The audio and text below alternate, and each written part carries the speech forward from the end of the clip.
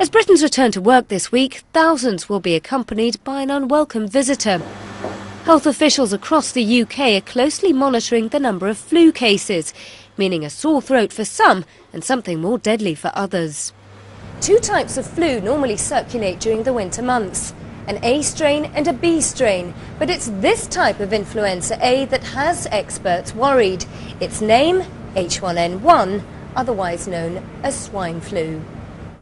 This strain of the virus caused a global pandemic in 2009 and was responsible in the UK for 36 out of the 39 flu-related deaths in the last 3 months of 2010.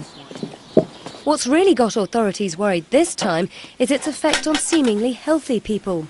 Traditionally, those deemed at risk include the elderly, the young and those with existing chronic illnesses like asthma or HIV/AIDS.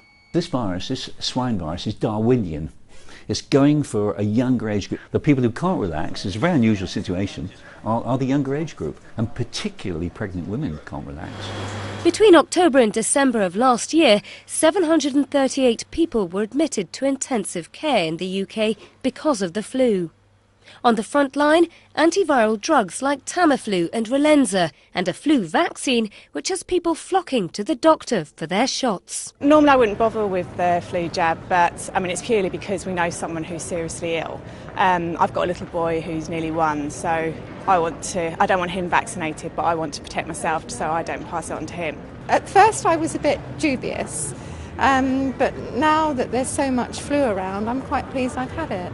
But high demand for vaccine is leading to shortages in some parts of the country, meaning health authorities across England are having to pool their stocks.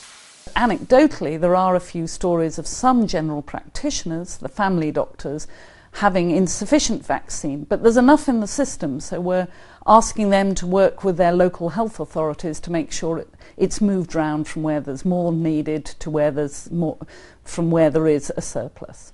Officials say, adding to the complication, many pharmacies offering the jab don't have the expertise to administer it to minors. And for now, authorities are advising anyone who may have the flu to avoid infecting others. The flu isn't just giving health authorities a headache, it's eating away at Britain's economy, already weakened by the recession. First Care, a consultancy which monitors sickness rates across the workforce, says that almost 2 million Britons have been absent from work since the start of the new year, costing companies in the UK £619 million, or almost $1 billion. And while this year's flu outbreak has so far been confined to UK shores, experts say it'll be days before other European nations start feeling the pain.